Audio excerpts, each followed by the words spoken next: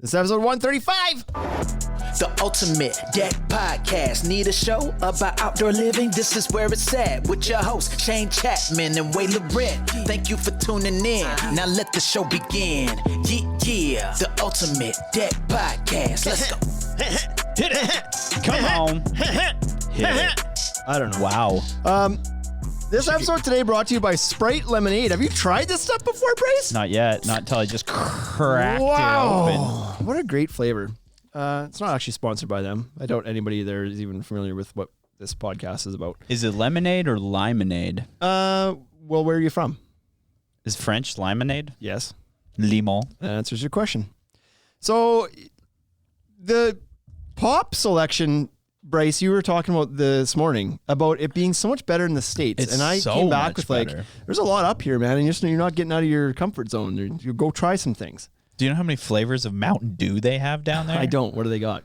Code Red, Code Blue. Code Red, Code Blue, Baja Blast Red, Baja Blast Yellow. And that's just not available here? I think Baja Blast is. It's a Taco Bell flavor. There's just not enough of the blast? What does that mean? I don't know. What is a Taco It's Bell great, flavor? though. Oh, Like there's also only like available at Taco Bell or tastes like Taco Bell? I think Taco Bell made the flavor. I don't think it tastes like a taco. A burrito. Can you imagine? I was gonna get that sound effect. I Like a haven't put that beefy one on meat here yet. filler tasting pop? Tastes just like like- guacamole and tomatoes. It's like onion powder. Don't they have like a hot sauce too? Who? El Diablo sauce. Taco Taco Bell. Bell? I'm not a huge fan. Like, I When don't, was the last time you went to Taco Bell? I'm sure We don't even have one. I'm sure I'm about to torch our future sponsorship with Taco Bell, but I'm not a fan. Really? What about Arby's? Really not a fan. Really not a fan? Taco Time? Big time Taco Time. Big time fan. You're a fan of Taco Time, but you Taco don't Time's like so Taco Bell? good. I'm just saying that Taco Time is significantly better than Taco Bell. Based on what? My taste. They don't have no Crunch Wrap Supreme. No, but have you actually had one of those? No, I haven't. They're junk. Never. I've never had one. You want some tortilla on more tortilla and like cheese sauce and barely any meat, and what meat is there is questionable at best. So That's your idea of a good taco sandwich? tacos. You called it a sandwich. Well, the Crunch Okay. Supreme. Wait. Well, hold on. I think Which we're one is the probably on Crunch? same- Which one is the Crunch Supreme? Maybe I've got my sandwiches That's the mixed one up. with. That's the one with the. It's like taco. pinwheeled, Yeah, it's the one with the taco Yeah, in so it, good. with the cheese on the outside, and then wrapped and then grilled. and then they pinwheel, like they fold Yeah, it all up yeah, and they yeah. flatten it out. Yeah, it's no good. Okay. So Okay. So, if you don't like that, are you a Double Down fan then? like the old KFC Double Down. Yeah, old K. It's Is it still I exist? think it still exists. No, Are you a Double Down fan? I've had a Double Down. Do you They're- like it I did. because it's meat and chicken and bacon. Yeah, it's too. How do you go wrong with that one? I don't know. Two delicious KFC coated crispy chicken breasts with a slice of bacon and some cheese in the middle. God, Bryce, if you were to make the perfect sandwich, I will show you what the perfect sandwich looks like. that would be it. But anyway, there's no more Taco Bells in. Welcome to Taco Time with your hosts, two Canadians. So I don't really know if I don't think Taco Time's even in the same galaxy as being, as Taco Bell as far as like size of company. Are they? Like I feel like Taco Bell's a much smaller operation. Taco Bell? Sorry, Taco Time is Okay, much I was smaller gonna be operation. like, you're way wrong. Yeah, No, yeah, Taco Bell's huge. I feel like Taco Time's small. think so. Small I feel like- small beans. I feel like it's like Robin's Donuts. Kinda, in a way, right? Yeah, Yeah. Dairy But Queen. here in beautiful Regina, we've got lots of Taco Times, no Taco Bells anymore. No taco. We haven't had a Taco Have Bell we for- had a Taco Bell? Oh yeah, there used to be Taco Bell here, Oh, I didn't. but not know for that. like 15 years. But there is still like Taco Bell's in Saskatoon. right. And so there's one by our store, not right by it, but like on the way to our store, you pass a Taco Bell. And so I felt like I needed to get into the Taco Bell experience again. And A few months ago back in Saskatoon, probably like 6 months ago. I was like, because every time I leave Saskatoon, I'm like, let's grab something for the road. right. And so Taco Bell is there. It's right beside the Co-op Cardlock gas station where I have to stop to get gas anyway. I'm like, let's do Taco Bell. I haven't had it in 15 years. I stopped. I ordered it. I ordered even their combo pack, which gave you one of the crunchy, what did you say the pinwheel thing's called? Crunchwrap Supreme. Crunchwrap Supreme. It was one of those and some other stuff in a box. It Wait. was like a sampler pack. I didn't call it a Crunchwrap Supreme, but that is one too. I don't know which one's which. There's a Crunchwrap Supreme, and then there's the other one. Well, the pinwheel one. There's the pinwheel one. Yeah, that's the one I don't really like. Cheesy. But anyway, I Gordita found it. And, okay, so anyways, Taco Time's little, whatever you want to call them, their fries, their Mexi fries, their tater tots, whatever you want to call them, Yeah. are the best side in the industry. Like out of all potato sides? All sides, Bryce. Even poutine? Poutine? Oh, you caught. Yes, I think so. Yes. Even better than traditional poutine? No, I'm talking fast food poutine. Yeah, but that's Poutine? what I but I mean, you know, like Is Eric Turner in is here? Eric in here? Poutine? Crunchwrap Supreme. Comes with the complimentary side of IBS. That's right. So, yeah, I know. Taco Time's Okay. money. The beef burrito, money. Crunchy hard shell tacos, money. The Mexi fries, money. The sauce, the hot sauce on the side, money. It's. But you don't like I Arby's? take your silence as acceptance. You don't like Arby's though? I don't hate Arby's. I just think it's weird. That's fair. Who wants a beef I haven't sandwich? been to Arby's in like 20 years. But their horseradish sauce is I don't like horseradish. to begin with, so that's shut up. nope. Okay, so Horseradish. Where's that double name down. come from? There was a restaurant in Montreal, very famous restaurant, Joe Beef. Have you ever heard of Joe I've Beef? not heard of Joe Beef. You've never heard of Joe Beef? I've never heard of Joe Beef. Okay, so Joe Beef is an amazing Montreal restaurant. The people are loving your stash, by the way. Thanks. Straight 70s stash. Yeah, I'm a cop now. I'm the detective. So Joe Beef came up with the double down. It's 2 pieces of foie gras. So I'm sorry, but I didn't even really notice your stash until I see it in the camera and they're talking about it. You have a wicked Mario stash right now. Mario. I'll take Mario. And Suzanne is she agrees. This stuff is good. It's Good stuff. me. We got away from the pop talk. But anyway, sorry, your It's me, foie Mario. gras. Foie gras, cheese, and pea meal bacon as a double down. That's what they did. Who did this? Joe Beef in Montreal. Oh, Joe Beef. Okay. And it was, I think it was like Unbelievable. $37. Yeah, of course. Well, foie gras. Foie gras.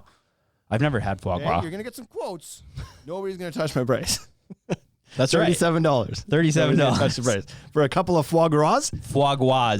That's worth it. foie gras. TC Dex is wondering if we got high before this podcast started. Oh. You guys smoke pot before this? I mean, maybe if we were getting Taco Bell. Arby's is gross. See, Okay, USMC most people agrees, don't like Arby's. right? So anyway, That's right. Oh, I don't know if I That's even want right, to say Hank. that one. Herpes on a bun equals Arby's. Herpes. Ow. So anyway, I hope we put that to anyways. bed. I think that Taco Bell, they rely on their cheese sauce too much. And if you're a cheese sauce person, then you're probably like, oh, it's so good. But I am not a You cheese don't sauce like cheese person. sauce. Are you a sauce guy then? Do you like Like in sauce? general? Do you like saucy things? Yeah, I like saucy. Like barbecue, you like it saucy. Yeah, sauce me up, bro. You don't like a dry rub. I don't mind a dry You rub need it either. to be saucy. Moist. I don't mind a dry rub. But I'd rather take it saucy. Yeah, I mean, who wouldn't, right? So how this all started was that there. How did it, oh yeah, there's I'll other tell you how Mountain Dew this started. flavors. There's this whole Sprite lemonade thing. This kicked off. The story is I went shopping, Yeah. looking for Coke Zero Cherry And they didn't have it. because it's so You good. came came back with the opposite of Coke Zero. It's a pretty far stretch from Coke Zero Full Cherry. sugar, just lemons. Yep. Clear instead of brown cola. Yep. But anyways, you can only get it at Walmart as far as I knew before with the Coke Zero Cherry. It Yeah. showed up one day and I was like, ooh, Oh, what's yeah. this? And when that happens, you're like, yeah. And we I hit bought the jackpot. one and then we tried some and I was like, oh, this is my new favorite. Do you ever like think when you buy one, you're not like, there. maybe I should have bought 2? I was planning on buying 4 the other Whoa. day. So I was just there the other day.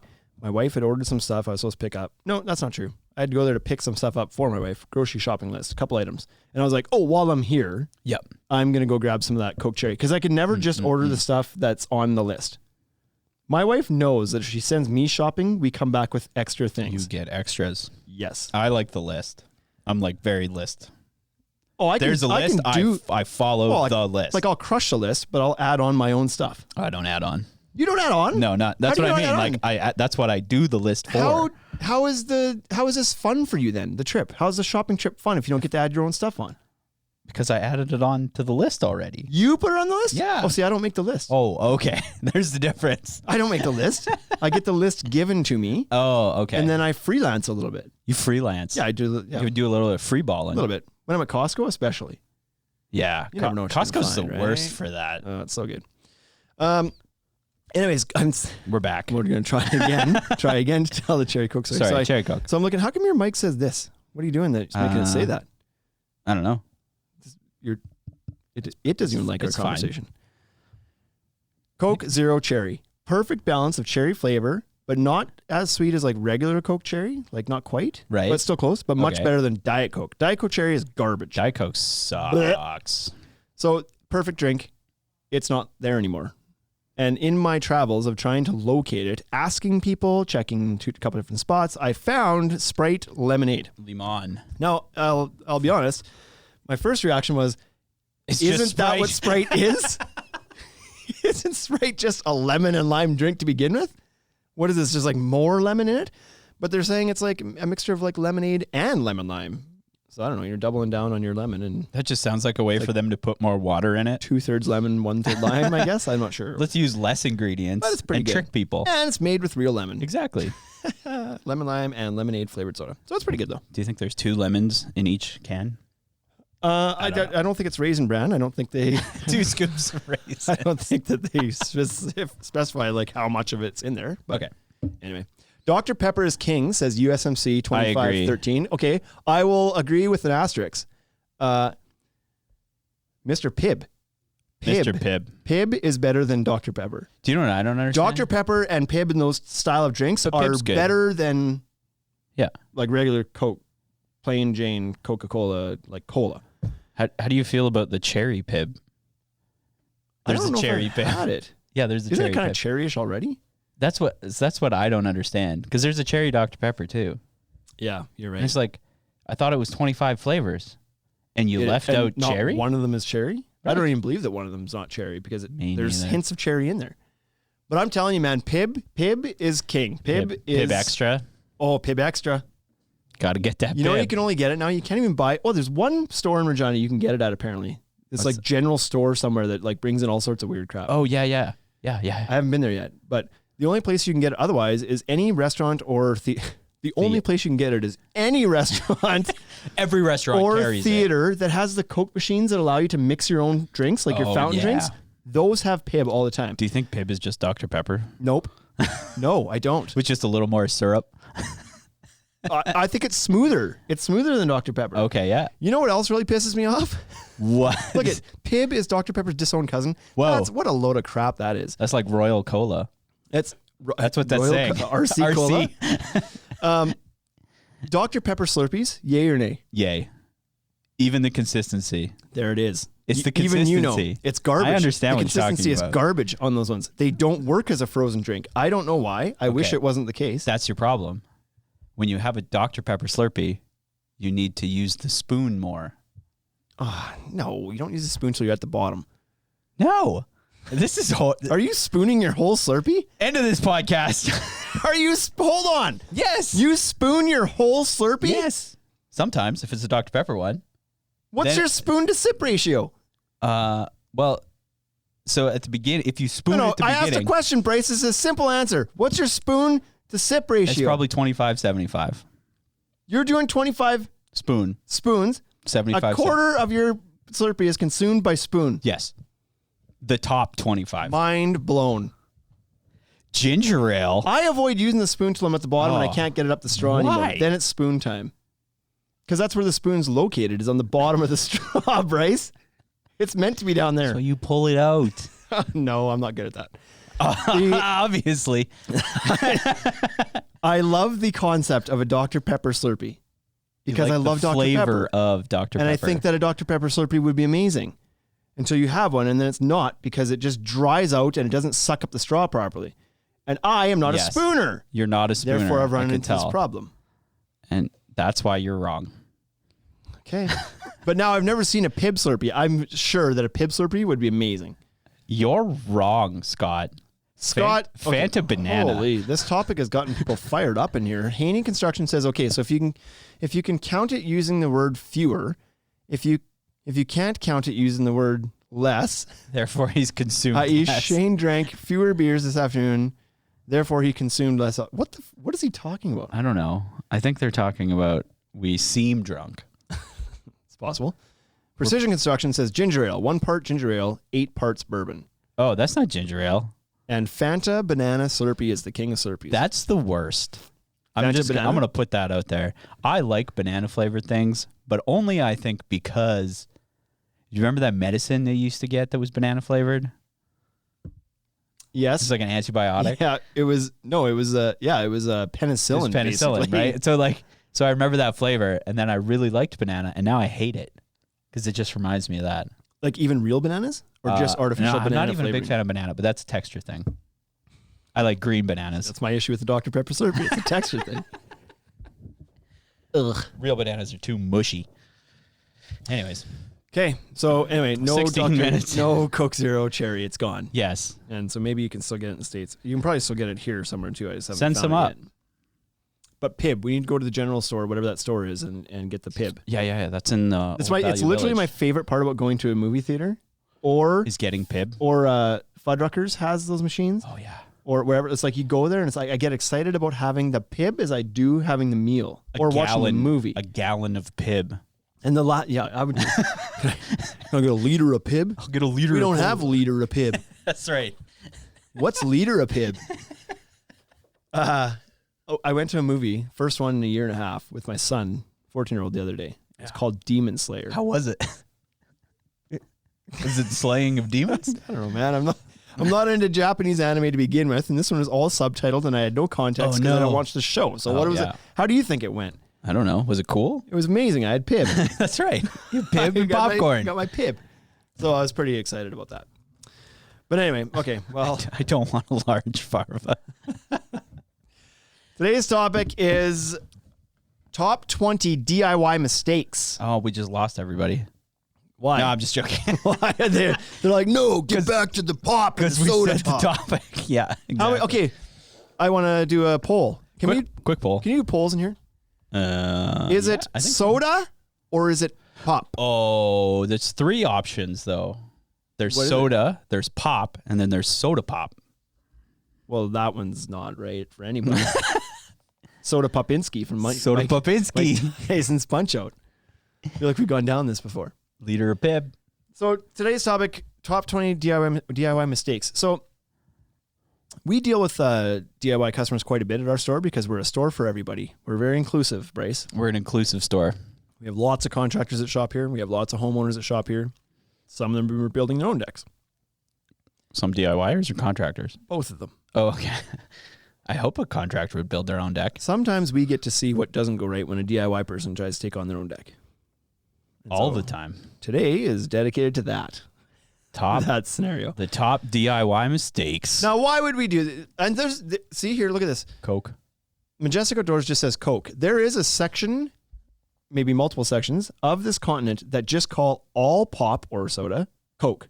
What? Like Sprite would be a Coke. Get out of here. Right?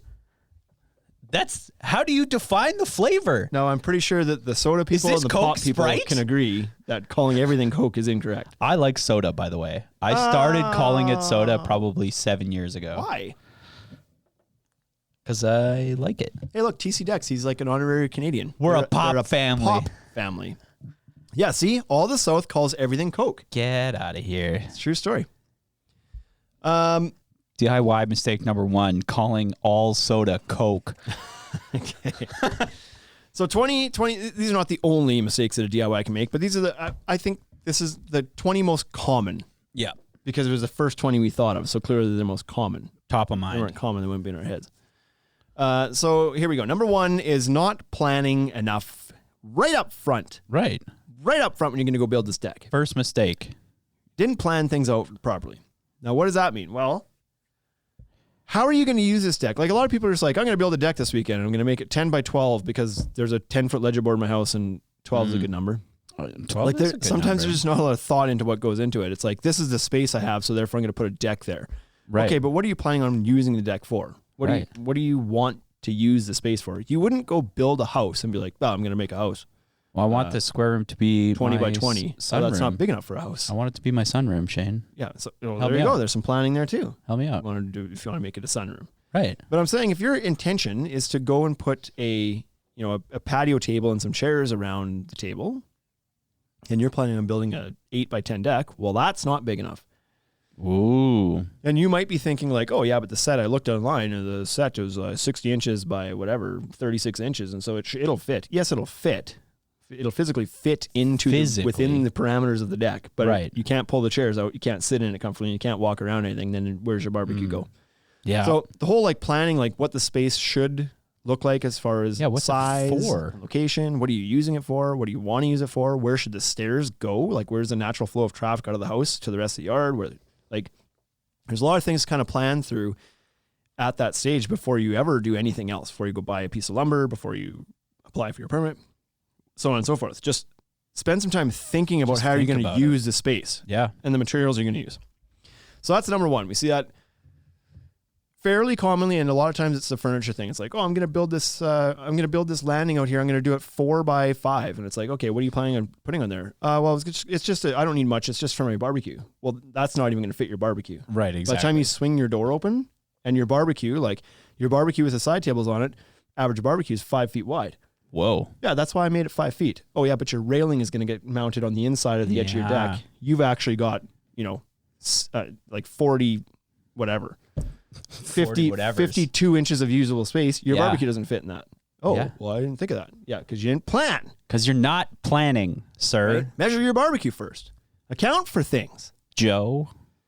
So that's number one. Number two is permit.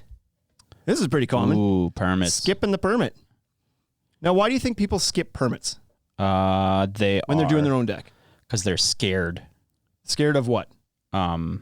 The process. They feel like it's complicated, is what I'm trying to say. Yeah, and they'd be right. Yeah. Sometimes it's needlessly complicated. Oh, also, they probably don't like the government. Right? I ain't taking your vaccine or your permit. Vaccines. Anyways. That's how they get you. Right? They get you with the permit That's first. how they get you with the permit. Oh, I knew it. If you apply for a permit, they know where you are, and then they can get you with the vaccine later. Now they can tax me. Right? And that's the other part. You just said it. That's the other part people are scared about. What's this going to do to my taxes? Oh, if I apply for a permit and I put a deck in my house, my taxes are going to go through the roof. So what happens if you don't apply for a permit? Nothing. You get to enjoy your deck at no extra cost. Unless you put it out front. Then they know. Right? Yeah, you don't want to have it be visible. But applying for the permit, this is something you should do. This is something that a good contractor, any reputable contractor is going to do is get the appropriate permits. Because here's the fallout to this. If you don't go get the permit, and this falls into number 3. Okay. But if you don't go get the permit, you may build it incorrectly. And if you're a homeowner or a DIY that doesn't do this every day, you almost assuredly are going to build it incorrectly. Yeah, I mean, the guy who hits all this on this list, he's doing it all wrong. Yeah, right? Exactly. So you might build it incorrectly. You might build it over something that you can't build it on. And so that's number 3 is the zoning. You might run into some zoning issues with when you just go willy-nilly and build your deck. Yep. Now, what can that be? Well, it could be side yard setback. Side yard setback's a big one. Every city or municipality or area is going to have some rules around how close you can be to the property line with of your neighbor's fence. And it's usually fire regulations is the reason, I believe. But you're not allowed to have it extend into that area. So up here, most commonly in our area, it's 1.2 meters. So 4 feet-ish. 4 feet. You have to stay back from your property line. And a lot of people, they want to build into that space. Mm-hmm. Because why not? It's like dead space over there. I'm just going to build it up to the fence. And I own it. And it's my land. Exactly. So that's how they get you again. Exactly. You need to put that on a button. That's how they get you. Okay, hang on. Do it clean again. What? Do that's how they get you. Oh, because you're going to cut this out afterwards? I need to cut it. That's how they get you. So there's that. There's a side yard setback. There's potential easements in your yard with buried utilities potentially, or maybe the city just doesn't want you to go in that space because the government. That's how they get you. I don't even need a button anymore. Right? So there may be setbacks, there may be easements. There may be just in some places rules around how much percentage of your yard can be constructed building. That's true. Versus open green space. Yeah. And yeah, I know that sounds a little silly. It's your yard. But, Bryce? That's how they get you. So you might build a deck that's too big proportionately for your yard according to your building department. And even with zoning, you have to worry about height too. Right. You go too high, they don't want you to do that. Right? They don't want you getting high. Don't want you high. Not Keep you low. They want your deck low. Yeah. So that's something you should pay attention to. Get the permit. Like, you might think that the permit's just a money grab, but the permit might come back to bite you if you build it on something you're not allowed to build into a setback you're not allowed to build into, build it improperly because you didn't use the proper, we'll get onto it later, but the proper lumber sizes and everything else. And then if somebody does call you out on it and you get busted for not having pulled a permit and the city comes by and says, get a permit or else. Mm-hmm. And then you're like, okay, no problem. I'll go get the permit now. But if you didn't build it properly or you built it where you weren't allowed to build it, that's coming down. Yeah, it's just coming down. It's just coming down. I've seen that. Yep. I've seen whole houses that have to move because of that. Right? It's like, ugh. So it's a good final check to make sure that what you're about to build, not only that it's built properly, but that you're allowed to build it where and how big you're building it. And a permit is really just insurance for you too, right? Like, even though they don't do a great job with their rules and checking stuff generally. Yep. No one can come back and tell you that it's wrong. Right. And so that's the other thing too. You may be okay for a long time without a permit. You may go under the radar and nobody's going to find out. And then you go to sell your house or something, or the neighbors change and the new neighbor's a giant, you know what? And he's just like, he's got a beef to pick with you. He's got a beef to pick with you and he calls it in. Yeah. That's all it takes. Right. Well, I'm just wondering if 1645 Robertson Road has a permit. No, it doesn't. Whoa. Just let you know there's a big ass deck back there. Huge ass deck back They're there. doing unsafe things on it. And it's on fire. And so you might run into the issue where you have to get a permit at some point, and if you didn't go through the process, you may have built it in a way that's not even like you're screwed. You can't just go pull the permit now because it's not done right. And so then that's expensive. That's really expensive. Number 4 is grading. So you get so hyper-focused on building this deck this weekend that you're going to do, and you forget that one of the most important things to do before you build a deck is make sure that the grading around your house is appropriate. I thought you were going to say study for your math final. Oh, that too. Like, get your priorities straight. Don't build a deck if you have an exam on Monday. Oh, okay. But you're grading of your yard, because it's a lot easier to do when there's nothing there than when there's a deck 3 feet off the ground, and then you got to get in there and tamp some that would dirt around your house. That would not be fun. What if you built like a ground level deck? Yeah, exactly. And the ground, it's sloping into your house. Sloping into your house. But take care of the grading issues before you ever put the deck there. It's just going to make your life easier. And if you want to do anything underneath as far as weed control, whether it's landscape fabric and rock or crusher dust or some sort of base underneath there, or if you're going to use this space for storage, you might want something that's a little bit cleaner than just dirt, weeds and mud or something. So take care of the landscape below the deck before you build the deck. Yeah. Part of your planning, That's I guess. pretty easy. Number 5 is piles.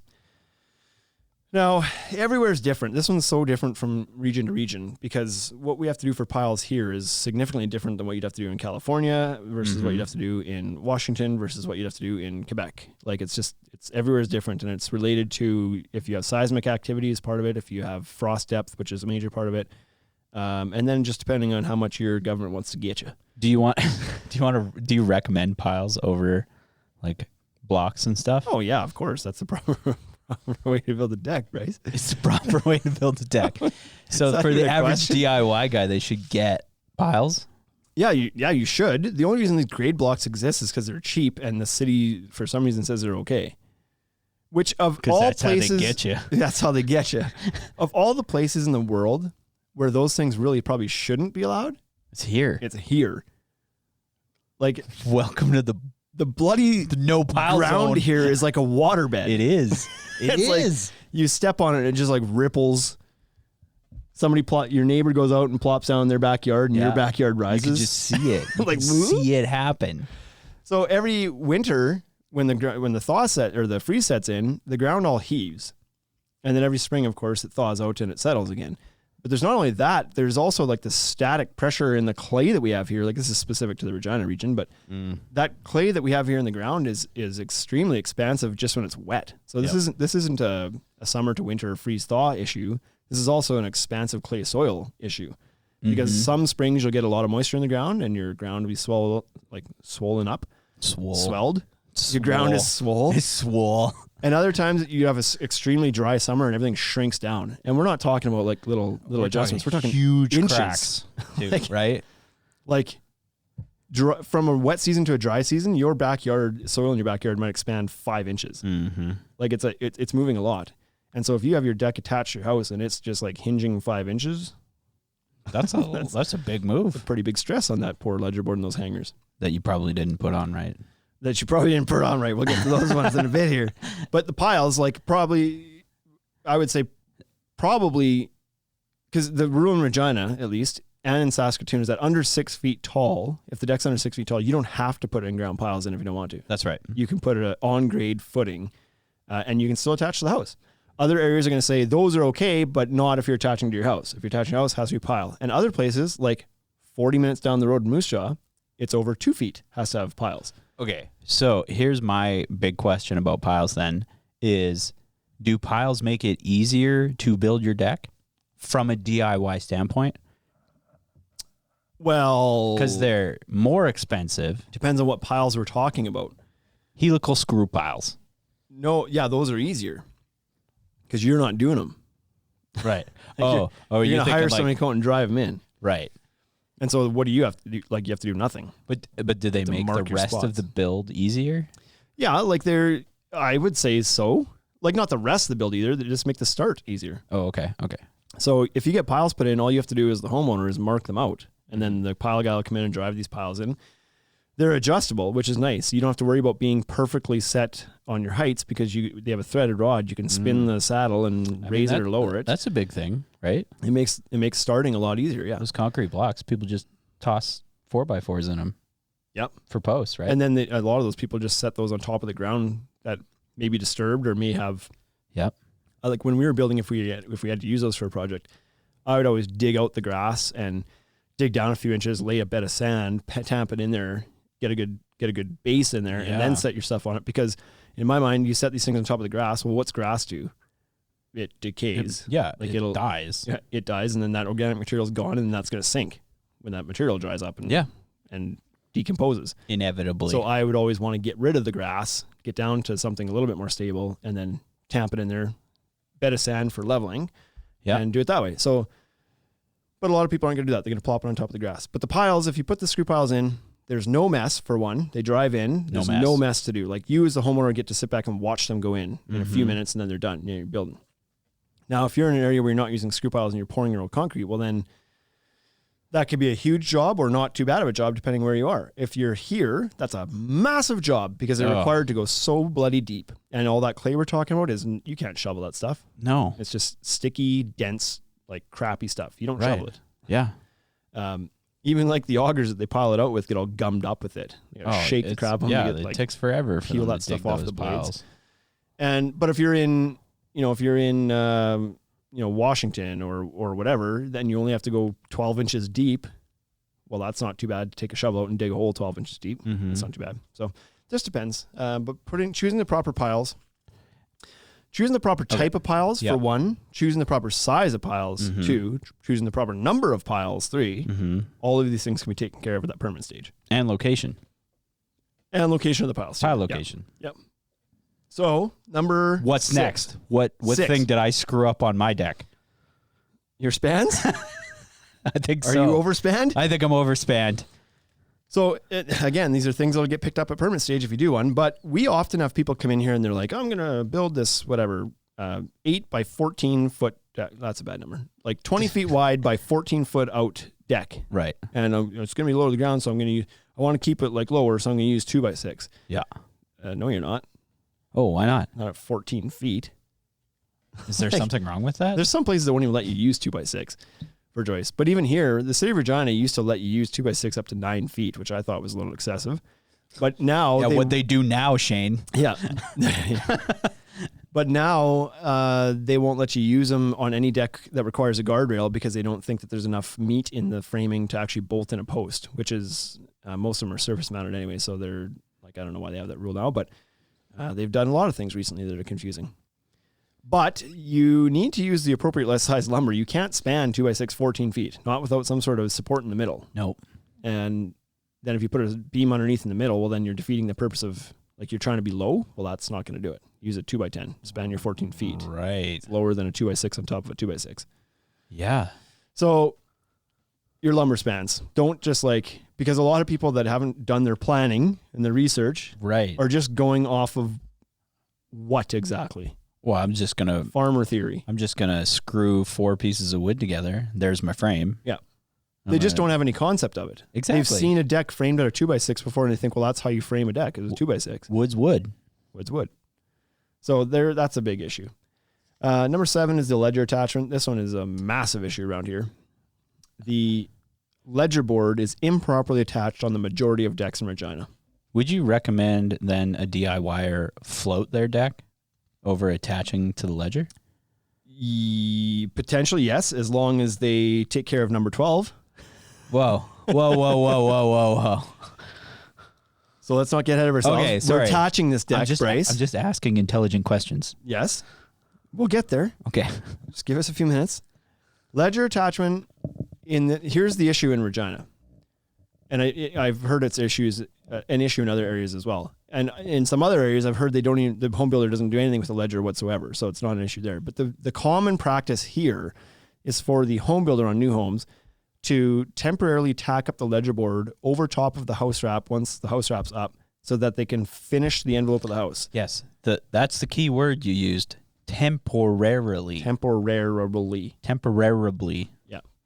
And so what they do is they just, like the framer that framed the rest of the house, pops that ledger board on real quick. Yeah. So that the siding crew can come in and stucco or side the house with whatever they're doing. So they put the ledger board on so that can get done, so they can flash it inside the house.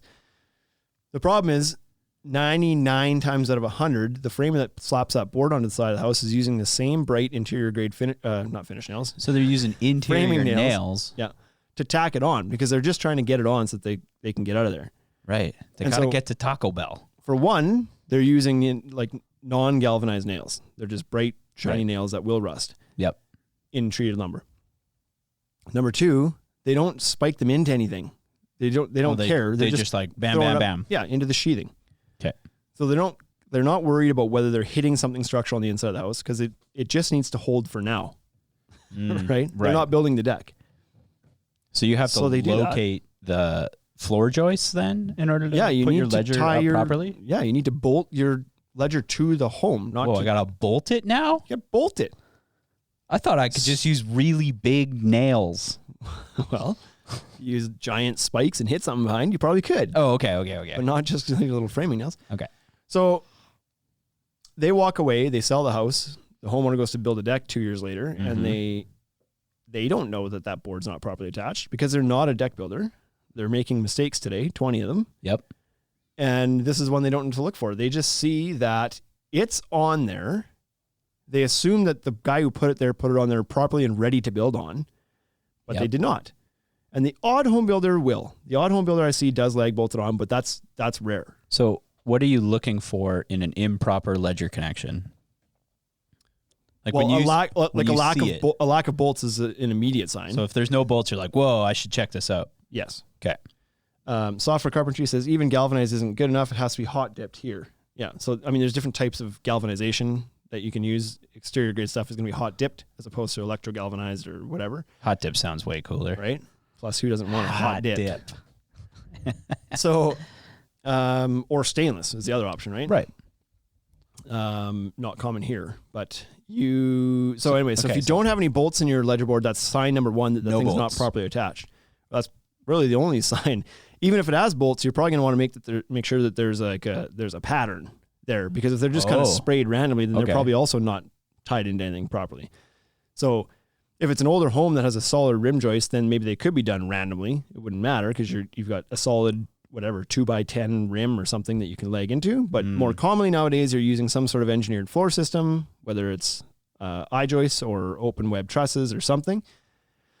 And those commonly will have your 19/3/16 spacing on them or whatever have you. So you need, like, it's got to be into something structural on the other side of the wall. If you go up, the easiest test to do is to take your, like, depending on what type of bolt it is, whether it's a socket or a like a T30 Torx bit or something. Yep. And just drive it a bit. If it's tight and it's sucking itself into the ledger board, then you've hit something solid on the other side. Okay. If it's just spinning, then you've hit nothing. You're in the sheathing and there's nothing to draw it in. Right. That's the easiest way to tell. So you need to make sure that you inspect your ledger board before you build anything and make sure it's properly attached. If it's not, if it's just nailed on, then you need to go get the appropriate bolts and locate your actual studs or your whatever the blocking is on the inside and hit them and put enough in. Or else your deck will end up on the ground. Not on your house. Not on your house. Most people want it on their house. Most people want their deck on, at least within a look step, like within a they're step attached. away. Yeah, exactly. From the house. A big gap. That'd be fun. Have to jump onto your deck every time. Yeah. You're going to want to take a big first step there, it's a Terry. big first step. Don't worry. Last year, we actually had one of these fall off a house in Regina. And it wasn't small. Second story. Yeah. People were injured. There was Someone more. was on it. Yeah, they were on it. That's crazy. Well, they don't usually fall off when you're not on it. That's the thing. Oh. Because there's no weight. Yeah. You know, it's the movement and the added weight of the people that are up there and you're moving around and it's shaking the deck a little bit. That's when the final wiggle happens and the thing comes crashing down. It's rare that they crash without people on them. So almost always there's somebody injured. So that's way more dangerous. Way more dangerous. So that happens. It's a very important piece that's, depending where you are, may not be picked up in the permit stage because in Regina here, they don't really inspect that. Right. It's not even on the permit. Yeah. They only recently wanted you to start telling them how you were going to attach it. You never used to have to even tell them that. But even then, they don't care. They don't inspect that part. No. So pretty crazy. That's frustrating. Number 8 is the, I guess we kind of talked about this a little bit already, but the wrong, no, I'm gonna switch the order back. Number 8 is the flashing, because this goes hand in hand with the ledger board.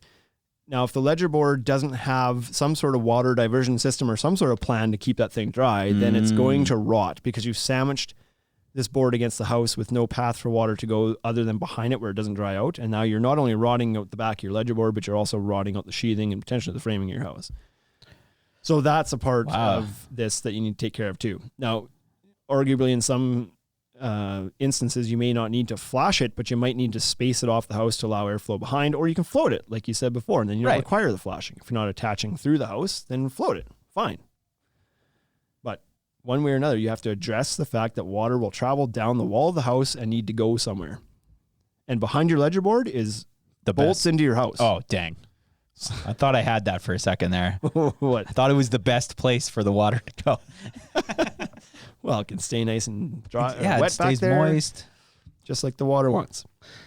Number 9 is the wrong fasteners. So we talked a little bit about the wrong fasteners for holding your ledger board on. We talked a little bit about the bolts that you should use to bolt your house. They could be a traditional like half-inch leg bolt. They could be the rugged structural screws from GRK or Simpson or Fasten Master. They all make them.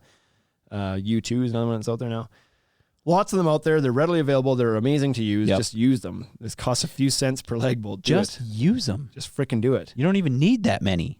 Right? Just pop a few in. Pop a few in. Just a few. But also wrong fasteners in your hangers. That's a very common thing. So, and this is like we sell, when we do takeoffs here, first of all, I made this point before we did this podcast. If you are incapable of doing your own materials takeoff for your deck, you have no business building it. Right. That's where you need to start learning. You want to build your own deck, that's fine. Learn then. Yep. Right? You know what I mean? Like start with learning like what you need. That should sound extremely obvious. If you are going, is it? If you're going to build anything, you need to know what's required for materials to build it. Mm-hmm. I am not going to attempt to build a car from scratch. No. Because I only know the major parts. I don't know all the ins and outs of a car and how it works. Engine.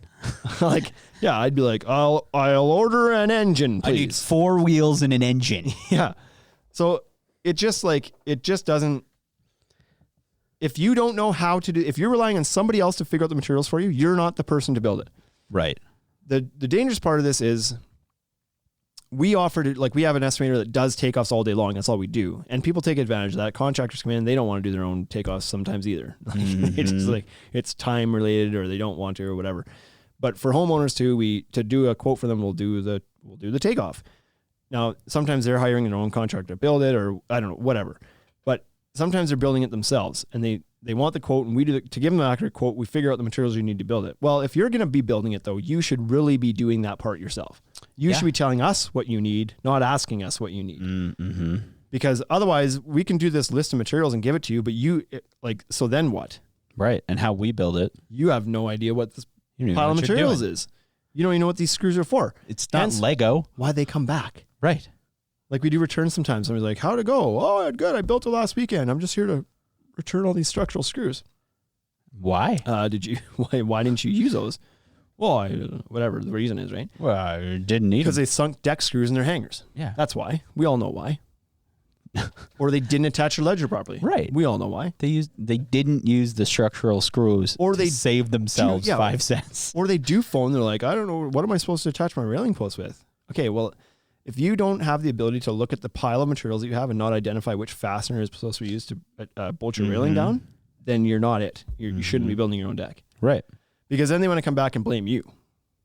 Well, you didn't tell me. No. You're building the deck. Oh, okay. Yeah. I'm building the deck. Like imagine you ordered a whole bunch of auto parts from an auto part place and then tried to build your car. And then you go back to the auto part place and go, why don't you tell me where? Hey, you're the one fixing your car, not me. I sell you parts. Right. Can you imagine if like IKEA just sent you the wood? They just sent you the wood and a bunch of screws, like flat pieces of wood. But the problem is IKEA. The problem is IKEA. Because I agree. IKEA gives you all the materials and then gives you an awful instruction book on how to do it. So even if you don't know what the hell you're doing, if you want to stare and be frustrated for long enough at this, It's because they're what from they call an Finland. instruction booklet, then you can figure it out and do it. Right. And what people think when they go to lumberyard is like, oh, it's like a dresser. I should be able to I just can buy just a put these deck things and together. they should give me all the plans and I should just be able to go follow the step-by-step. No, that's not how it works. Nobody gets step-by-step plans. We could be the IKEA of deck building. Commercial contractors with formal blueprints don't get step-by-step plans. You get not general even. plans. Yeah, you get general. You have to have the basis of knowledge on how to put it all together and know Right. the finishing Yeah. touches and know how to make an adjustment if something isn't lining up on site and everything else. That's your deal. That's your not deal. the architect. It's not the architect's responsibility to tell you should notch this because there's a pipe there. Like maybe like there's just things you have to know on site that you have to be able to adjust for and account for and do. And you have to have the basis of knowledge. Right. The architect and the supplier is not their job to be like, you have to like paint those. Sometimes those details will be on there, but it's not thorough down to the last nail and the last piece of blocking. That's for sure. So, you need to send install videos. Nope. Oh. We've got the one install video on YouTube, which general principles, a It's basic understanding of how to General build a deck. basic. I mean, it's got quite a few tips in Yeah, there. you should be able to watch that and figure it out. And if that's still not helping, then again, you shouldn't be building your own deck. Right. Where else are we now? So Wrong hangers. tools. Hangers. We're on to hangers. Oh, we're still on And we're hangers? number 10. Hangers not needed Oh, yeah. and didn't fill all the hanger holes in. So improper hangers too, right? potentially, so that one too, because you are supposed to be using, we just talked about it, the hot tip galvanized hangers or stainless steel hangers in some areas, not interior hangers. And if you don't know what you're doing and you go to the old Home Depot and you find a joist hanger The depot. and you don't know, Right. you will buy the wrong hanger. What's the difference between a joist hanger? You want to know why you'll buy the wrong hanger? Because they're all the same. Because you'll buy the cheaper one. You see a 2x8 hanger and another Yeah. 2x8 hanger, They both fit 2x8s. and one's $1 and one's $1.50. Which one are you buying? $1. I'm saving 50 You're building cents. your own deck because you're trying to save money. That's right. And I need 50 of these things. That's $25. That's $25. So you're going to choose the cheaper hanger Do you know what I because you could do can't with tell the 25 difference. bucks? What's the difference? You can't. What is the difference? Tell me. One's galvanized and one's not. And that's it? One's meant for exterior use and one's not. Oh. You're going to buy a rusty hanger. That's what. Leave it she said. alone. So improper hanger is a good one. And then I don't understand what this is about, but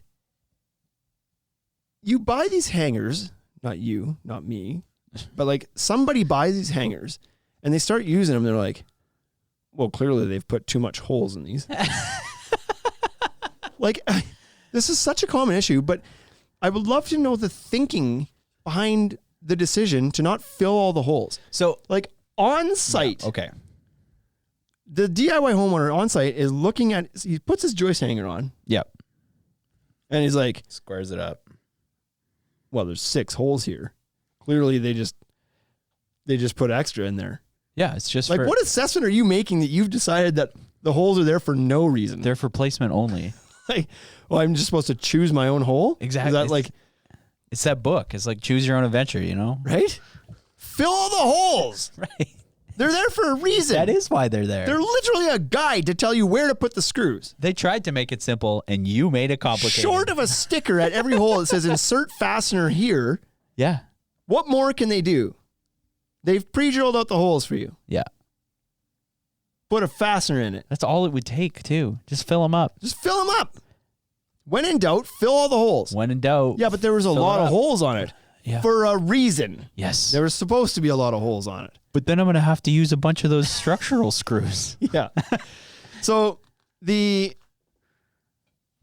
common issue we talked about before is that people throw anything in there. Somebody just mentioned here not too long ago, drywall screws.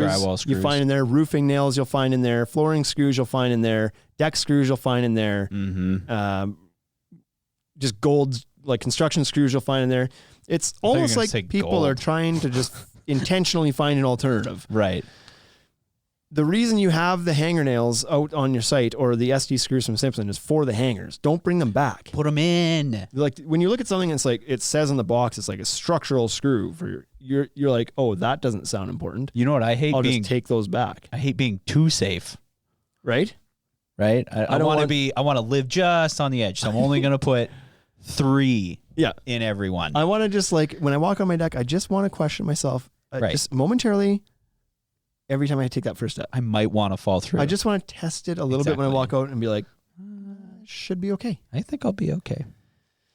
Now the hanger's not needed is the other part here too, and Scott just made a point here too. There's different levels of galvanization too. Some of them maybe have a mild, like a not a mild amount, a Just a lesser mild amount of galvanization on them that are not intended to be out in the elements, but they may still be marked as galvanized. The Simpson ones, if you look at them, the Z-Max hangers are gonna all their model codes end with a Z or a Z for our friends in the States. So those are meant for your exterior use. Just read them. They'll say for use with pressure treated lumber right on the box. Right. Otherwise, they're going to rust. Otherwise, they're going to rust. Now, hangers where you don't need them. This one's not hurting anything, but I was just at a deck the other day, and the homeowner was kind of like, he's got a list of complaints he had emailed me. I haven't gone through them quite yet. I replied to him. I was like, I'll look at this when I have a chance. It was a big email. But on site, I had gone to deliver his glass personally. And while I was out there, he's like, yeah, well, it kind of didn't go the greatest because there was some stuff that was back order or stuff that was missed or whatever. He's like, for example, I didn't get any hangers for right here. And the place he was pointing at, you don't need hangers for.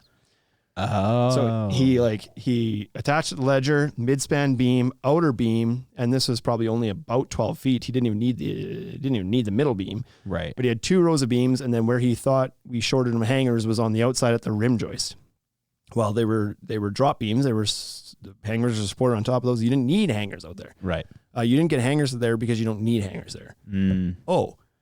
So they just slap them up wherever, right? And then it's our fault. That's less of a problem, though. It is less of a problem. It's not hurting anything, Right. to put those hangers there. It's just an added expense and added time for a completely unnecessary reason. When you're trying to save money. The problem is it was our fault That that we didn't send him hangers for there. You know what I mean? But he didn't do his own takeoff. He didn't need, right. He should have done his own takeoff. Exactly. Because his complaints were all like, well, you didn't send me this, you didn't send. Hey, listen, if you knew what you needed before you started this deck, you should have done your takeoff. Exactly. You tell us what you need. Yeah. And then when you're short or something, and you will be, And you will be. it's your fault. Right. No construction project goes down to the last screw of exactly what you think you need. No. It doesn't matter who you are. You're going to make some extra trips. So like that's guys who run construction crews have themselves or an employee that's strictly just a runner. Yeah. to run and grab material that you shorted or you needed or you cut Exactly. something wrong or whatever, that just does the gopher runs. Mm-hmm. It's not, the stuff just doesn't show up in a box and it's like all the parts you need and they threw in an extra Right. lock washer. Like Exactly. this is not IKEA. We're not giving you extras. Ugh. Number 11, wrong tools for the job. Ooh. So professionals are going to have all the tools they need to build a deck properly and efficiently and safely. And they're going to have the cool ones too. They're going to have the cool ones. They're going to be red. Homeowners, good chance they may not have, they're not going to have the efficient ones, the cool ones, excuse me, that you just mentioned, like a track saw. Track saws. They're not going to have that. That's fine. It's a finishing tool. You don't need that. But they may not have the other things either. Maybe they don't, I don't know what we're talking about here. They might not have, they might not even have a skill saw. They might be cutting every joist at a miter saw or something. And there's nothing wrong. This one's not going to, like, as long as you, This one's not a big who deal. cares if you hand saw your joists? It's fine. Yeah. It's just that you may not have the tools to make a good go of this, to build an efficient deck or potentially an accurate deck. If you're cutting things with a handsaw Yep. and you don't have much experience, you may not be cutting things very cleanly. You may not have a framing nailer. So then you decide to screw everything. And it's like, well, some areas really don't want you to screw things. You're not supposed to use deck screws for framing. And so, but you don't have a Right. spiker and you're not going to bang nails all day because, nobody's done that since 1945, you think? And you got the wrong fasteners. And you tried hammering in these screws and they just keep snapping off and they won't go in properly. So there's a comment right there. Maybe they're used to IKEA. That's exactly what they're used to. Yeah. That's what we're saying. The problem is that people expect a deck to show up in a box like a dresser does from IKEA. This with episode instruction should be booklets, This episode should be called Screw You, IKEA. right? Right? And here's the thing. Nobody even likes IKEA for that reason. I can't Everybody even get curses anything. IKEA. Yeah. Because their instructions are so god awful and they miss parts and everything all the time. But then they're like, well, why isn't the deck like IKEA? You don't even like IKEA. Nobody likes IKEA. You don't like that experience either. Anyways, so wrong tools for the job, or just like they're not, like it's going to take you longer and it's going to be less accurate and so on and so forth because you don't have all the tools you might need. I mean, and you don't need a whole lot. What tools do you need? No, Basics. Obviously the basics: a pencil, a level, a tape measure, a skill saw, a speed square is going to be helpful. A miter saw is a nice to have. Don't necessarily need it. A table saw you may need, but you don't necessarily need it either. Some drills, obviously a drill. Like we're probably almost there for the very, very, very basics. Right. But I can tell you for certain that you could. This might not be fair. I was gonna say you could tell the difference between a guy who built a deck with a drill and a hammer and a tape measure and a speed square and a pencil versus the guy with the track saw and the whatever, the water level, the zip level. Like, Yeah. if you got these extra tools, it's because you care about giving a finer finish. Right. Yeah. And I don't care. I don't care who you are. Oh no. You will cut a straighter line with a track saw than you will without one. Mm-hmm. Yes. It is what it is. So, now that said, a master carpenter with those basic amount of tools versus a DIY with a track saw and all the sweet stuff, They couldn't. Yeah. you will still know the master carpenter's doing a much cleaner job. Right. Because he's going to dovetail his Not all- entire deck. Yeah. Yeah. What do you guys do for your miters in the corner? I dovetail joint them. Yeah, Okay. exactly. Yeah, that's why I like to use the scallop boards because it's already dovetailed on one side. I just put it together. Yeah. Number 12. We referenced this before. We said wait for number 12, Bryce. Oh, here it is. On free floating decks, this is especially important. No bracing. No bracing. Didn't go to the orthodontist. So I had a customer recently that he was one of the ones we're talking about where it's like Right. you just can't do enough for the guy. Like Oh, he wants everything. he doesn't know enough about what he's doing, so he expects everything's your fault that he doesn't know what he's doing, or you didn't do enough for him, or you didn't get him this, or you didn't tell him that, or you whatever. It's all your fault because he doesn't know what he's doing, Yep. which makes sense. I mean, Right? that's how it goes. So, anyways, I had actually gone to his house to deliver some stuff and to walk him through some stuff, and like out of the goodness of my heart, I thought let's give good this guy guy. some attention because he's grumpy about things, whatever. I'll go make it better. So I go there and he was one of his major issues that was our fault was like, well, the way you design this deck is really like it racks a lot. He didn't use that word. I can't remember what word he used, but he's not in the business, so he doesn't know the proper word. It shakes. It shakes. This one over here is wiggly when I push on it. Not solid. And it's like, well, yeah, of course it is. It's why free was that, floating Shane? this part. It's attached to it a little bit in the corner, but other than that, it's free floating. For one, you're at framing stage. You have no blocking in. You've got joist laid and you have beams, and you're sitting on top of grade blocks. Why are you expecting this thing to feel like rock solid right now? It's because you're it's not. wood. For one, you're not done, and you don't understand what portions are going to stiffen this deck up. Two, you've done no bracing. So he thought this was a major issue and a design flaw. Like it was our fault. Right. That this deck was shaky. But he didn't know how to build it. He didn't know how to build it, and he wasn't done building it. It wasn't even close. I told him, I was like, well, like, first of all, once you get your decking laid on here, for one, it's going to stiffen it up a bit. Once you get some blocking put in, it's going to stiffen up a little bit. But more than anything, you need to do some knee bracing down at the bottom. And that's going to stiffen it up. It's going to take any remaining shake out of it. But like get past this point, you've hardly got anything here yet. Of course, it's not sturdy. So it's just that kind of stuff. Like you know when to brace stuff. Because if you don't, and that thing does continue to shake, well, at some point, things are going to wiggle loose. Right. Or break a fastener or something. I mean, you don't have the ledger connected properly and you're using all the wrong fasteners. So exactly. And so, and also on a higher, so this deck wasn't very tall. It's just that it was mostly free floating. That's why it adds a shake to it, and it wasn't done. On a tall deck, like a walkout deck that's 12 feet in the air or something like that, you might have to pay a bit more attention to the bracing, because even if you do have everything connected and sitting on its posts and connectors and stuff, because of how long those stilts are, there's just more of a pivot point up there. Right, it can move. It can move. And so you might have to do some extra bracing there. And for a carpenter, no problem. They know 2 or 3 styles of bracing that are going to deal with that. For homeowners, they don't even know what you mean when you say bracing. I mean, you're saying it, and I don't know what you mean. Exactly. See? What do you mean? Well, we don't have to get into the bracing talk right now. That's fine. I'm trying to think. Unless you want to simplify it. Do you know a gate? You know a gate? How gates generally are framed? Yeah. You know, there's always that diagonal part of a gate that goes from the top corner down to the bottom corner where the hinge is. Mm-hmm. Like that's a brace. That's a brace. That's a brace that's like keeping that gate square. That's gate screwing fair. Oh, okay. I gotcha. And so braces are usually diagonally mounted pieces of lumber from a post up underneath a beam, or sometimes underneath a joist in a diagonal fashion. Okay. To stop things from being able to like move out a square. Okay. So a square in itself is not a very strong shape. A square can be like pushed over. It can rack and like lose its shape. But the second you put a diagonal brace into a square, it can't move anymore. So you can do your knee bracing, which would be like post to beam, or even post to joist, or even beam to joist. Or you could do your W, like your V lateral bracing underneath the joist, which will also help. But also screwing the decking down helps too. Okay. Or diagonally laid decking screwed down would also act as a brace. Okay. So, brace is just anything that you would put on that would get something to hold its shape. Right. Number 13, blocking for railing.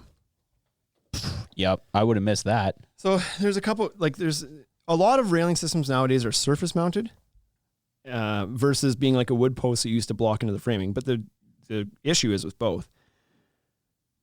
A lot of people with wood posts will just kind of nail it on or screw it on to the inside or the outside of the framing and then call it a day, because the post is there, it's holding, so they think, oh, that's good enough. Mm-hmm. But what you actually need to do is block the living crap out of it on the inside. Like the post itself should be blocked on all 4 sides and bolted in. Okay. With through bolts, some sort of structural connector, etc. With a surface mounted post, because they're just bolting down through the top of the decking, you need to have something structural underneath that decking that it's actually bolting to. It's not bolting to the decking, it's bolting through the decking. So it's got to get all the way through. Correct. It's got to have something to bite into. Right. It can't just grab the decking, because then, like if you think about it, it makes sense. Your decking is being held down in a lot of cases by plastic clips, for one. Whoa. But even on your perimeter board that you've probably screwed down, you screwed it down with little number 8 or number 10 composite deck screws. Tiny. And they're just like, they're not meant to be super structural. They're meant to hold the deck board in place. Then you'd go and take this railing post and you use a big structural leg bolt to bolt the railing post down. Yep. Because you're like, more lateral load on that, so I need a bigger, stronger fastener. Yeah, okay. But if all you do is bolt it to the decking, what are you actually relying on? The deck decking. screw. You've bolted to the decking, but then if the railing gets pushed, the decking tries to pull up, and it's just the composite deck screw that's actually holding everything down. So we saw this in Regina this past January. Was it January that we had a vicious windstorm? Yeah. Yeah. Like I can't remember what we hit, 140K winds. Yeah. In the which would be middle like of 70, 80 mile an hour winds. winter. In winter. Like it was like scary. Yeah. And we had a lot of railing replacements to do because a lot of people go out there with this yeah. aluminum railing and they bolt it down into their decking and like the decking lifts up. Right. And so they lose their railing. And it's like, well, what happened? It's like, well, I can tell you, I don't even need to see. Right. If after that windstorm, your railing is on the ground, it's because you didn't have it blocked properly. Not enough blocking. So make sure you put appropriate structural blocking in underneath your railing where it's going to block in, or else it's only a matter of time before that ends up On the ground? on the ground. And you're lucky if it's because of the wind. Right. Because The other alternative is you went through it. right. Like, how many people lean on their railing? Exactly. All of them. Yeah. Everybody. Yeah. And you trust that it's good, but in a lot of cases it's not. Number 14 is planning board layout. Ooh. Now, I mean this in two different ways. This goes back to planning a little bit, I guess, but planning the board layout is important for in two ways. One is the width of the material. So if you're doing a composite deck, for example, your boards are available in 12, 16, and 20 foot lengths.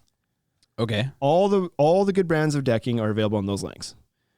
If you're using wood decking, then you've got more options typically. You can usually get those in sometimes like even 6, 8, 10, 12, like every 2 feet basically. Okay. All the way up to 20 feet, sometimes longer. So you've got some more flexibility there. But if you're doing a composite deck and the price of it's obviously more of a premium material, you don't want to be wasting a whole bunch. So framing a deck out at 14.5 feet wide is doing nobody any favors because the material comes 12 feet or 16 feet. Oh, so then you'd have all those tiny little pieces. You either got to use 16 footers and cut a 16 foot and a half, or if you're doing a picture frame, 2 feet or 2.5 feet off of this 16 footer and do what with it exactly? You can find ways to burn it up, use it as fascia, build planter boxes, so on and so forth. But if you just planned your deck a little better and realized if you had the room, it's like, well, no, just make that 14-foot deck a 16-foot deck. Or it's just literally make it going to cost smaller. you nothing but a couple of joists. Right. You've already got the material. And if it's cost, make that 14-foot deck a 12-foot deck. Right. Seems pretty And simple to me. You can even squeeze out a little bit more, go 12.5 feet or 12'8", because by the time you put your picture frame on, you can get a few more inches out of that 12-foot board. Right. So plan your board layouts a little bit better. Plan your deck to use the materials efficiently. And then the other one is the depth of the deck. So you don't want to have an ugly rip in the middle of your deck, not in the middle, but like anywhere in your deck, ideally. So you can try to plan out what the depth of your deck framing should be to finish with full boards only. Now, it's damn near impossible to actually plan that out, but there's some tips and tricks on the install world that contractors would know with leaving your joists wild and running out from the house out and then trimming your joists off and so on and so forth to make sure you are left with the full board all the time. But what many homeowners do is they start the house, work their way out, and then they've got a ripped board at the end or the second last board before the picture frame. Right. They rip a board there and it's like, well, that's pretty unsightly. That's not the place I would have done that. Nope. So there's just little things like that you can kind of plan or just have the knowledge that that's even something that you should think about before you start doing it. Yeah. So I wouldn't have done that. Western Lumber, wisdom, each time he joins. He missed the real wisdom. He did miss the real wisdom. He taught everybody some wisdom the other day, though, when he put G-tape down on his cedar deck and then pulled the G-tape up and it ripped chunks of the cedar out of his stuff. And it wasn't even the sticky stuff. It was like the no residue stuff. What? Ripped out like a chunk of cedar out of it, like a long strip. Holy smokes. Peeled his decking right off. So that was cool. That is pretty cool. Number 15, they don't protect the cuts. Protect the cuts with Protect to Cut. Yeah. Yeah. Why don't people do that? Because they just don't know. They buy treated lumber, they cut it up, and then they install it. But your lumberyard should, you know what? The lumberyard I used to shop at before we opened never used to carry this stuff. They'd sell you the deck, they'd sell you the Trex, they'd sell you the railing. They wouldn't even have the Protect to Cut But you need to give it. you. Yeah. So you have to buy that from somewhere else. Goofy, I know, but they don't protect your cuts because they know they're supposed to buy treated lumber. Sometimes they know that. Sometimes they don't. Yeah. They buy treated lumber, they think that's all they have to do. But treated lumber is meant to be sealed wherever you've made cuts in it because the treatment's skin deep, and anytime you cut it, you're exposing the untreated core. You've got to treat your cuts with it. So do that.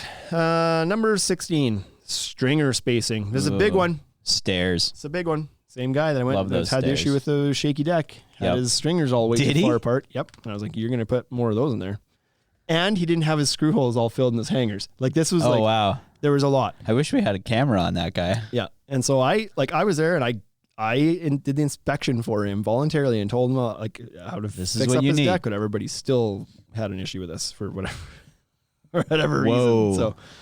So, so much for trying to help. But anyways, your stair stringers are often way too far apart because people, they might know that they're supposed to install their joists at 16 inches on center. Pretty common. Yep. A lot of guys in the contractor world will do 12 inches on center because it's stronger and just a better finish, better feel to the final product. Mm-hmm. But they know that they're supposed to do 16s, and so on their stairs they do 16s because that's what That's what you're supposed to do. They get to their stair stringers, which maybe they cut themselves, highly unlikely. Probably bought pre-cut ones, doesn't matter. But they install them at 16 inches on center. Well, if you read the instruction booklet for all these composite deck manufacturers, nobody's doing this at 16s. Very few, if any. The odd one will allow you to 12 inches on center, but most of them are less than that. We're talking like as low as 8 inches on center. Whoa. Is a requirement for your deck, for your composite decking on your stairs. And so nobody's paying attention to that. Is that because like there's Not nobody. It's just- DIY is not paying it's just attention to bouncy? It's the bounce that. Correct. factor? Because your weight is magnified when you're plopping on something, right? Yeah. Like if I'm laying on the floor Drop and that you shit. step on me slowly on my back, okay. You could take it. But if you like 2 foot hop onto my back, Oh yeah. I'm think about how much breaking it. heavier you Yeah. I'm breaking you, boy. I'm coming down. That's how they get you. But think about how much your weight is multiplied on that. Right. And so when you're going down a stair like that, your weight is significantly heavier flopping down a stair like that. So yeah, they'll be bouncy. Yeah, you're putting it all on that stair now. Yeah. Now that's going to stress those stairs out. I have not heard of one snapping, but certainly if you went wider than 16 inches, I could see that happening. Right. But certainly over time, it could eventually kind of wear that out, sag it, or potentially break it at some point. So you got to tighten your joists up there, and it's just something the average DIY is not going to know. Well, and like you said before with the fasteners, right? On your stairs, if you're using those tiny little fasteners, and every time you step in the middle, you're putting so much pressure on it, right? It lift the sides of the boards. Yep. and- It's just overstressing everything when you're Yeah. two span and you're just like pounding weight on it all the time. Yeah. Pounding, I said that. I did say pounding that. away at it. Number 17. And the guys in the chat will get a kick out of this. I'm surprised 8 people stuck around. This is an hour and 12 minutes in. Number 17. Offering to help the contractor. What's up? So this is a level of DIY. This happens. I'm sure almost every contractor has at least experienced this once or twice. Yeah. And that is homeowner would really love to do it themselves because they want to save money. But they Yeah. don't really know what they're doing. So they know they need to hire a contractor. But I can save money if I just offer to help him. I can work for free. I can help him build his deck and then I'll save myself some money. I'll help him. Save me money. The contractor will love it. He'll be super happy to have the extra set of hands. Exactly. Why wouldn't he take my help? Then he could give me a deal and we all win, Knock off We're all a few happy. hours, no problem. right? He'll be so happy. Plus, I'll be there to like chat with him and keep him And entertained. I'm a nice guy. I got some good stories, I'll bring the beer. right? Anyways. Don't do it. Don't ever do this, ever. Don't ever. If you're a homeowner listening to this right now, do not ever ask your contractor, unless you know them personally, Right. and it's like a buddy who's helped, but then he's not really a contractor. Then he's just a buddy. He's just a buddy. You are not doing anybody any favors No. by offering to help a contractor. This These isn't a contractors- master This class. is their business. This is their business. After your deck, they have another one to go to. Right. If they need help, they've hired it. Yeah. They have a system in place. They know each other. You want to go help a contractor? Get hired. Yeah. They do not need your help. And in fact, they will want to run away from you as fast as possible if you're trying to offer to help. That is a red flag Yeah. that you need to get out of there. Because for one, it's two things. They don't need that crap for one. No. They're professionals. They need to get in, do their work, and be done and be gone. Do a good job and not Yep. be distracted and be gone. And number two, it shows that you might be the type of customer that's hard to collect on at the end because you're being very cheap in the wrong ways. Right. And so this is a giant red flag for contractors. And there's T-shirts out there that say how much I charge to do this much. How much I charge to do if it's this much. How much to charge if you offer to help me, 5 times as much. Right, exactly. You are not saving any money. No. In fact, you're going to pay me to teach you how to build this deck. Yeah, that's what this is. So you're not helping. You're not increasing the efficiency. You're not shortening the install time. You're doing nothing positive by offering to help the contractor build the deck. Do you think some homeowners do it because they don't trust that the contractor knows what they're doing? So how fun does that sound to you as a contractor? Sounds great. Can you imagine just having being micromanaged by the person who doesn't know anything? I think you used too many screws in that hanger over there. I used to hate it even when the homeowners would sit there and watch, because you just constantly feel like they're waiting to say something to you. It's just distracting. Let me get in my zone. Let me do my thing. I don't want somebody just hovering over me, watching my every step. And I know you're just trying to be out here and be friendly, but if you're talking to me and we're having conversation all the time, my mind's not completely focused on what I'm doing at the time. That's going to potentially increase mistakes. It's going to slow me down. Mm-hmm. I'm not here to have a conversation. I'm here to build your deck in a quick and efficient manner. Yep. And properly too. There's right. That. And I don't need your help. I do not offer to help. I don't even want it. Do not offer to help. That one's gross. I'll take your drinks.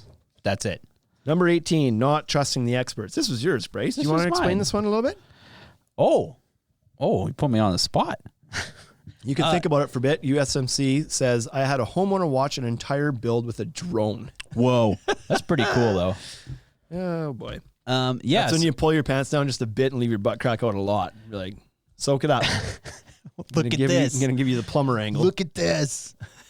Yeah, so with not trusting experts, I feel that a lot of DIY people come in. I mean, it's no different than offering to help the contractor because you don't trust that they know what they're doing.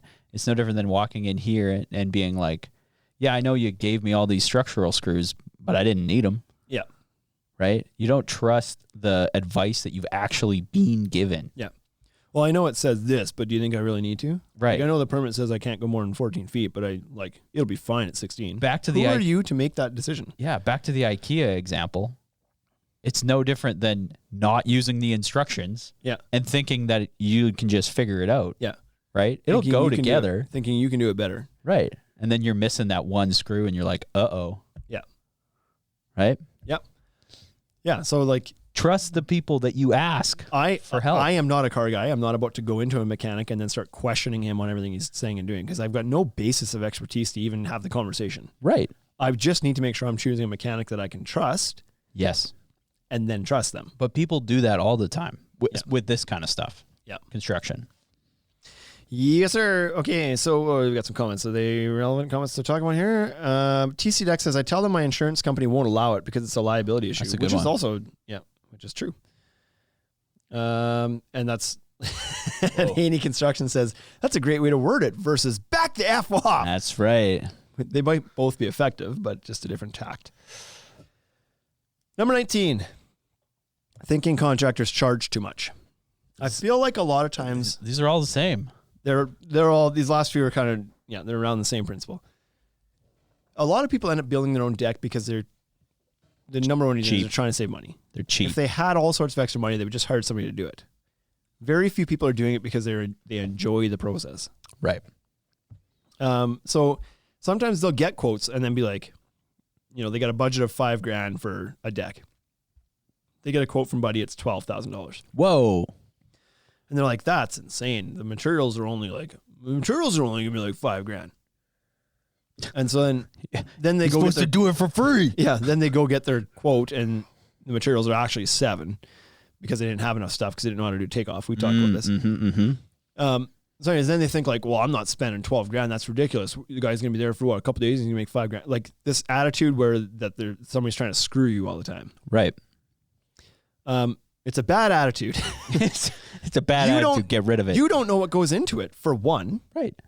I like the saying because you see this a lot with call out jobs. Like an electrician comes out to fix whatever, a light switch, let's say, and he charges them $100, and he was there for 20 minutes to fix this light switch, but he's got a minimum charge and he charges, and they're like, that's ridiculous. I'm not paying you $100 an hour or $300 an hour or whatever it takes. Right.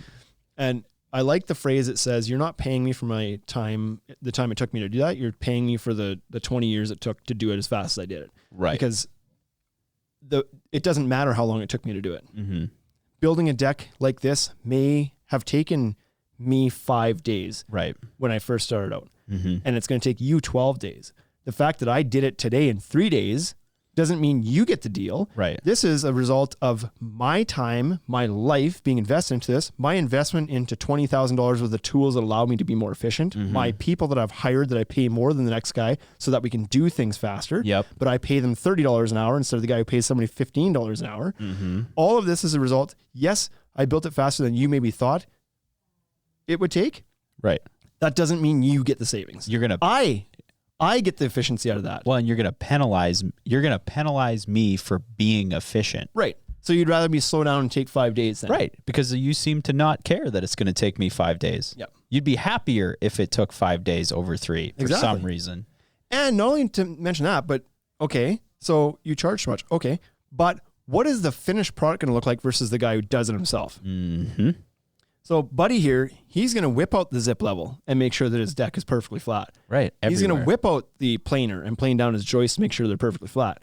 Right. He's going to treat everything. He's going to G-tape the whole top, make sure it's not going to rot out in 10 years. He's going to pull out the track saw, zip off his ends so it's perfectly cut. He's going to measure out and trim off his joists to make sure he finishes the full board. Yep. He's going to properly block every railing post. He's going to do the things you don't see. He's going to go inside your house and put blocking in where he needs to put blocking in. He's going to make sure the ledger board is attached properly. Yep. He's going to make sure you have a standoff on your concrete pile. He's going to get rid of the dirt he pulled out for the concrete pile. Right. He's going to put the appropriate hangers on with the Wow. appropriate, and he's going to frame your deck at 12 inches on center because he knows it's better than 16, even Yeah. though 16 is the minimum. He's going to use 2x10s instead of 2x8s because he knows in the field, in the actual practice, that you can still feel a bit of bounce on a 2x8 at 12 Yeah. feet. And with 2x10, it'll feel better at 12 inches on center. He knows all these things because he And- has experience doing it. And if something does go wrong, he'll come back and fix it. Right. He's going to warranty his work. Exactly. And it's going to be done in a few days. It's not a project that's going to drag on all But summer. I want it to take 3 months. And if he's short a board, he's going to go grab it. If he cuts a board and messes it up, he's going to pay for that board. Mm-hmm. If his crew cuts up a few boards up wrong, he's got to cover that. Right. If his crew cuts their finger off, he's got to pay the compensation board Yep. to cover that. Like, there's a lot more that goes into this than just grabbing a case of beer and building a deck one weekend. It ain't the same. So don't question. Yeah. If you question whether the contractor's price is legitimate, then just get a second quote. That's all you have to do. Get a second But you quote. have no basis in reality to question why they charge what they do for the amount of time it takes. Mm-hmm. Don't use them then. I have not run into, like, 100% there's some scammers out there. Avoid those guys, obviously. Yeah. But if you're hiring a legitimate operation that you've heard good things about, there's good reviews, they're around town, they got a website, they're blah, blah, blah, they've been around for a long time, and they come quote your deck and they're more expensive than you thought it was going to be, it's because you don't understand what all goes into it. Right. It's not because they're too expensive. No, exactly. So get your second quote if you really need that reassurance that this is actually what your deck goes for. Do it. Yeah. Get 2 or 3. And then go ahead and choose the cheapest guy and then see what happens 9 times out of 10 is you end up with an inferior product and issues with this, whatever, because it was half the price of the other guy and nobody ever questions the low guy. No, never. You know what I mean? They're like, well, You get 3 quotes, 25,000, 23,500, and 14. And you're like, well, I'm going to, this is ridiculous. It shouldn't cost any more than 14 to build a deck. Hire that guy. Goes terribly. right. Why didn't you question the low guy? Because he was the odd one out. Why don't you say, what are you not including that the other guys are? Because the other two are at 23 and 25. How are you at 14? What am I not getting here? What are you not getting? But they always question the high guys instead. Because they feel like they're getting screwed. Okay, so what do we got? You're just What do you on. got You for were just questions on there? a roll for there. Western Lumber says, what contractor gets done early? Is this a thing? Yes. USMC, I've seen quotes for 5 days with a 3-man crew or 3 days with a 5-man crew for the same price on the same job and let the homeowner choose. Ooh. Fairly good construction says I was on a roll. I was on a bit of a roll. You were on a there. roll. I was on a contractor supportive rah-rah You also roll away. managed to do a full recap of this episode. All in one. I did. You're right. That's funny. Haney Construction. I feel like every prospect needs to listen to this podcast, including my previous comment. Haney Construction. Question the high guy. Today, that is Shane We Embrace. are not. What is everything? I don't for high? know. It's all the green behind us, maybe. All that happened today. So before this podcast, we sat down and came up with the podcast notes. We burned some stuff. Then we burned some things.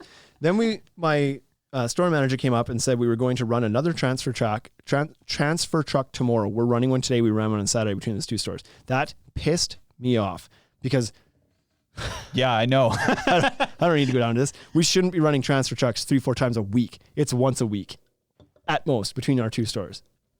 It's absurd. So I got into a bad mood and then I was like, wait, we're doing the podcast. We got to pump ourselves back up. Good mood. And I got a little hairy and I was like, let's go. Let's get all pumped mood. up. And now you're getting that. Now we're getting it. Number 20. The last one. Last one. Bow, bow, bow. Top DIY mistakes. Number 20. Thinking it's simple. Okay. You're going to get some quotes. Nobody's going to touch my price. That's right. One of the biggest fallacies is people thinking it's just a deck. It's just a deck. It's just a deck. It's just some wood. Are you gonna hire a Screwed contractor to build together. it? No, it's just a deck. Right. I'll just put it together. I've used Lego before. People lump decks and fences into the same pile, and they're really not. Like, I also wouldn't say it's just a fence. If you want a straight, good-looking fence, you should also hire someone who knows what they're doing. You can bug up a fence too. The difference is when you bug up a fence, nobody dies, Oh yeah. right? That's right. Unless it's a fence that's meant to keep tigers and keep Right. tigers I was in. gonna say, what about People can die. What about the wild animals? But nobody, like, your fence blows over in the wind, like, unlikely anybody's getting hurt in that. Right. Exactly. But people actually do fall off decks, and there are injuries, and there are the odd time, unfortunately, deaths. So it's not the same as a fence or even a garden shed or these other little backyard projects that people think they can kind of just do in their spare time. This is a structural component of your home, and right. if it fails, it is quite often catastrophic. Yeah. So you can't just willy-nilly it and think that it's okay because it's just a deck. I'm just going to go whip this up this weekend with a buddy and a case of beer because it's just a deck. It's And not simple. he has a drill and I have a skill saw, and so therefore that's what's required.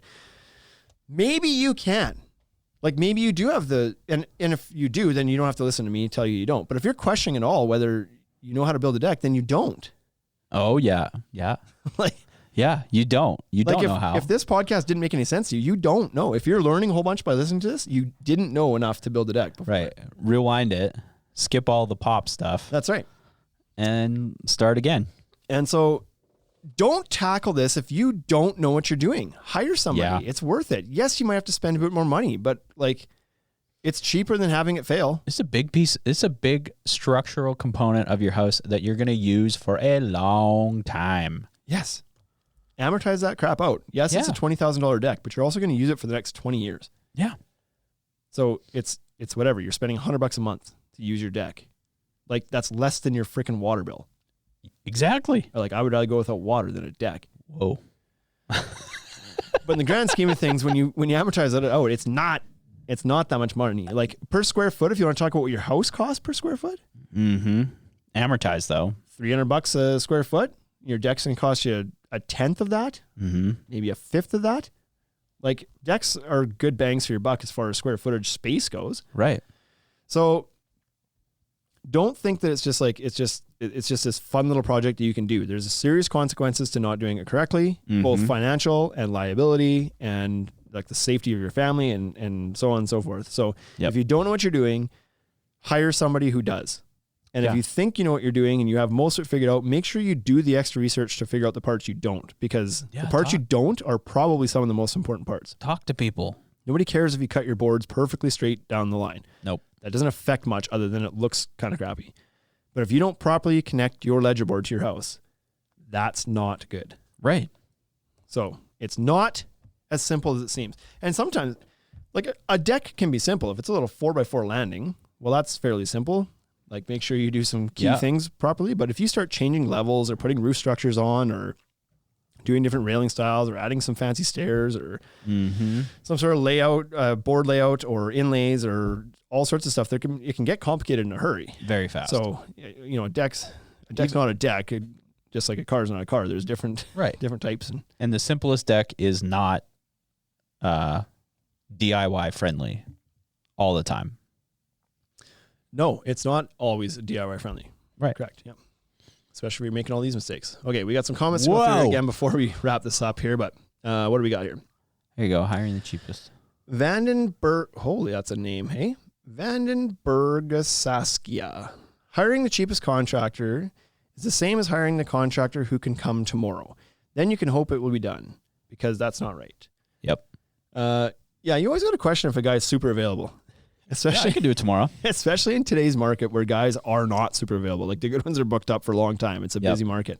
You call a guy and he's like, you call 3 guys, really good ones, and they're like, oh yeah, sorry, we're booking out into September. We're booking August. We're booking September. Mm-hmm. Call the next guy. He's like, I could be there this weekend. Why?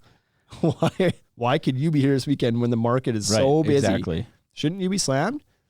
It's either because he can't get work because he's awful, or cancellation, or he's doing it on the side, or there's that too. or whatever. Like who knows? There's lots of reasons. But question it. It may not be a bad thing, but it's certainly something to look into. Yeah. Haney Construction, you guys are laughing and coughing out more smoke than Cheech and Chong opening their van doors. Okay. USMC 2513. He works for Fortress, by the way. Jay Meyer, Fortress rep, was giving you guys props on our conference call yesterday, by the way. What kind of props? What were we getting props for? What was the conversation about? I hope it was great. Yeah, me too. I don't know. What does that mean? Leaves so many questions in my mind. Exactly. Just stringing us along. Haney Constructions, I would hire TC Decks and his army of warrior ladies to build the deck before I'd hire any homeowner. Yeah.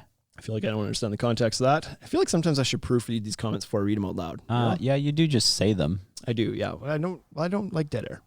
Haney Construction, again, if y'all missed TS's Weekend Warrior Ladies build, check it out. They're awesome and now well-trained. Oh, well, okay, there you go. I guess maybe there's a post we got to look up on TC Decks' account. What's up, TC? Weekend Warriors Lady build. Okay. Sounds intriguing. That's it. That's it, you guys. Hour and 30 minutes. That's the longest one we've done in a while. Yeah, that's right. It's because we had to come back. Yep. So 20 DIY mistakes that are pretty common. So if you're a DIY listening to this, listen to it again and understand that these issues are things we see common. So pay extra attention to them. Make sure you understand it. If you're not comfortable doing it, don't do it. Don't hire do it. somebody. Don't be ashamed of not being able to do it. Right? There's no shame in it. I know you want to save some money, but maybe this isn't the place. Not the place. Right. Thanks for tuning in, everybody. Take it easy. We'll see you again next week. For listening Peace. to the Ultimate Deck Podcast. Now you know what we're about. Check the site, come and shop. UltimateDeckShop.com. Hit us right away for sponsorships. So tell us if you want to collaborate. Let's go. Check us out on any social networks. Thank you for listening.